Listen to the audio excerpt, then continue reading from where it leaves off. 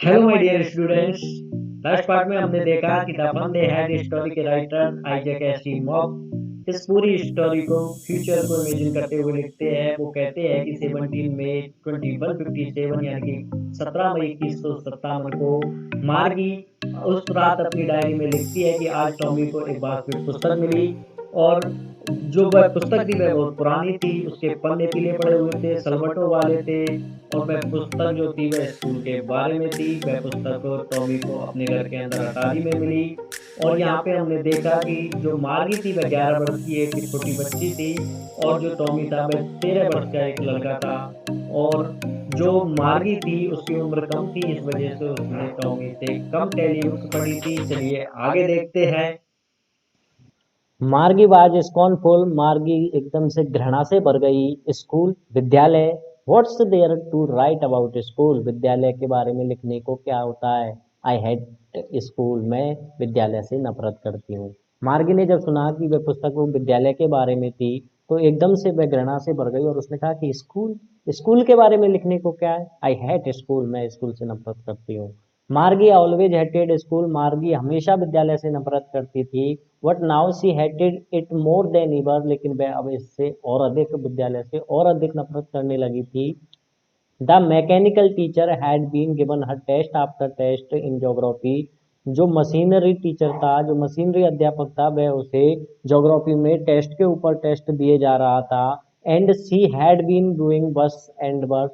और वह बद से बदतर किए जा रही थी। Until her mother had shaken her head sorrowfully. जब तक कि उसकी माँ ने उदासी से सिर नहीं हिलाया। And send for the county inspector. और काउंटी इंस्पेक्टर को बुलावा नहीं भेजा।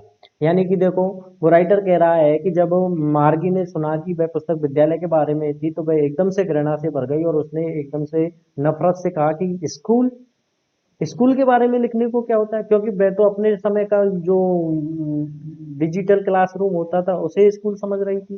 तो वह कहती है कि स्कूल स्कूल के बारे में लिखने को क्या है। I hate school. मैं तो नफरत करती हूँ भाई स्कूल से। क्योंकि वह नफरत क्यों कर रही थी। क्योंकि जो ज्योग्राफी उसके कंप्यूटर में कोई खराबी आ गई थी, इस वजह से उसका जो ज्योग्राफी का मैकेनिकल टीचर था, जो मशीनरी अध्यापक था, वह उसे टेस्ट के ऊपर टेस्ट दिए जा रहा था। और वह बद से बदतर किए जा रही थी जब तक कि उसकी माँ ने काउंटी इंस्पेक्टर को नहीं बुलाया। ठीक है, चलिए आगे देखते हैं। He was A round little man with A red face. वह छोटा, वह गोलमटोल और लाल चेहरे वाला छोटा सा आदमी था। And A hall box of tools. और उसके पास यंत्रों से भरा हुआ एक बॉक्स था। With dials and wires. और उसके पास डायल्स थे और वायर थे। ही स्माइल्ड एट मार्गी।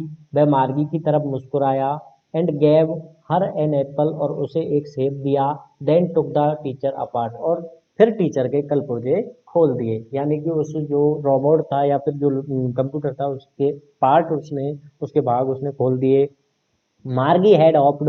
मार्गी यह आशा रखती थी he wouldn't know how to put it together again, कि यह नहीं जानता होगा कि इसे दोबारा कैसे जोड़ते हैं। But he knew how all right. लेकिन वह सब कितनी अच्छी तरीके से जानता था। एंड और आफ्टर एन आवर, एक घंटे बाद ही, और so there it was again.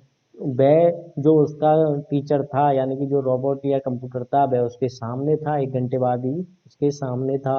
Large, बड़ा, एंड ब्लैक और काला, एंड अगली और भद्दा, विद ए बिग स्क्रीन, एक बड़ी स्क्रीन के साथ। यानी एक घंटे बाद ही उसका टीचर जो बड़ा था, काला था और भद्दा था, एक बड़ी स्क्रीन के साथ उसके सामने था। On which all the lessons were shown. जिस पर कि सारे लेसन्स दिखाए जा रहे थे।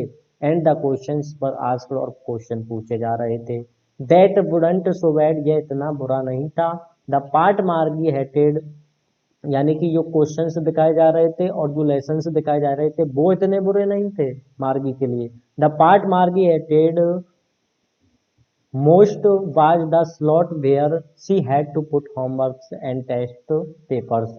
यानी उसके लिए जो भाग सबसे ज़्यादा नफरत करने वाला था, जो सबसे ज़्यादा उसे नापसंद था, वो था वह स्लॉट, वह भाग, where she had to put homework and test papers, जहाँ पर उसे होमवर्क और टेस्ट पेपर को करने के बाद रखना होता था। She always had to write them out in a punch code. वह हमेशा उन्हें यानी उसे हमेशा उन्हें एक पंचकोड वाली गुप्त भाषा में यानी कि एक छिद्रों वाली गुप्त भाषा में लिखना होता था। They made her learn when she was 6 years old।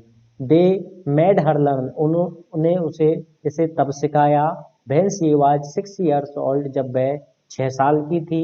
And the mechanical teacher calculated the marks in no time.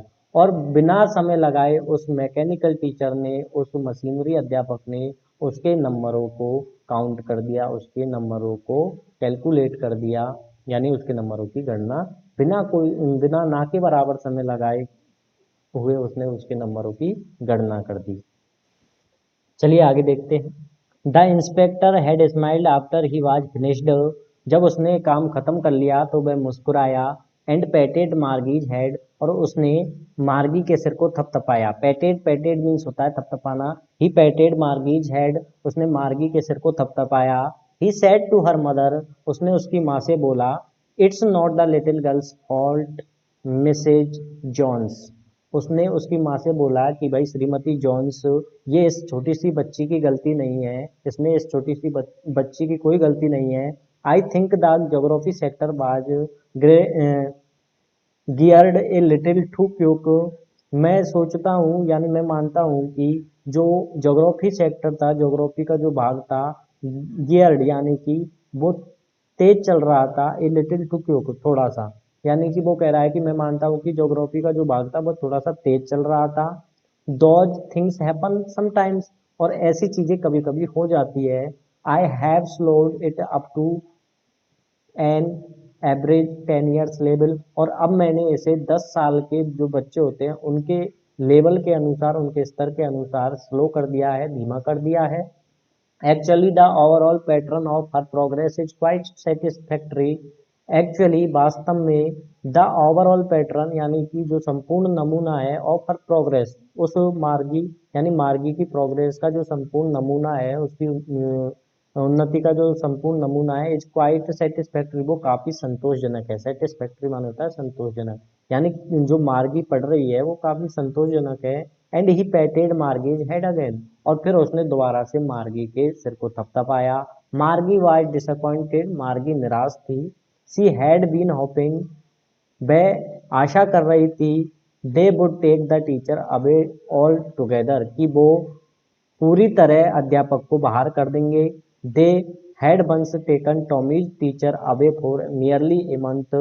उन्होंने लगभग एक महीने टॉमी के अध्यापक को बाहर रखा था बिकॉज द हिस्ट्री सेक्टर क्योंकि हिस्ट्री का जो सेक्टर था हैड ब्लैंक्ड आउट कंप्लीटली वो पूरी तरीके से ब्लैंक्ड हो गया था, पूरी तरीके से साफ हो गया था, इसलिए उन्होंने हिस्ट्री के टीचर को लगभग एक महीने के लिए बाहर रखा था। इसलिए वह कामना कर रही थी कि मैं इस टीचर को भी पूरी तरह बाहर कर दूंगी। So he said to Tommy अतः उसने टॉमी से कहा why would anyone write about to school कि कोई स्कूल के बारे में क्यों लिखेगा। Tommy looked at her with very superior eyes Tommy ने उसकी ओर बड़े गर्व से देखा। सुपीरियर आइज मीन्स होता है गर्व से।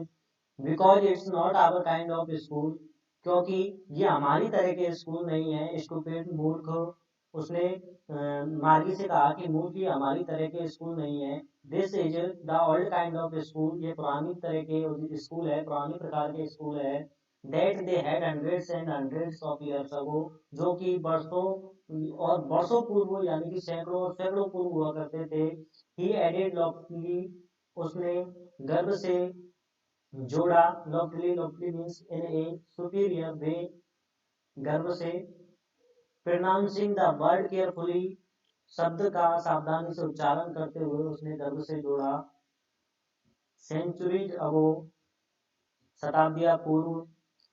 मार्गी वाज हर्ट मार्गी को आहत हुआ।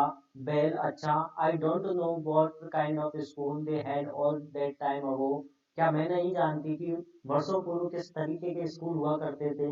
सी read the book over his shoulder for a while उसने कुछ देर के लिए उसके कंधे के ऊपर से पुस्तक को पढ़ा। देन सेड और फिर कहा एनीवे कुछ भी हो दे हैड ए टीचर वे एक अध्यापक रखते थे या उनके पास एक अध्यापक होता था। श्योर निश्चित ही दे हैड ए टीचर, उनके पास एक अध्यापक होता था, but it was not a regular teacher, लेकिन ये एक रेगुलर टीचर नहीं था, एक नियमित अध्यापक नहीं था। इट वाज ए मैन, यह एक आदमी था, यह एक मानव था। ए मैन, एक आदमी।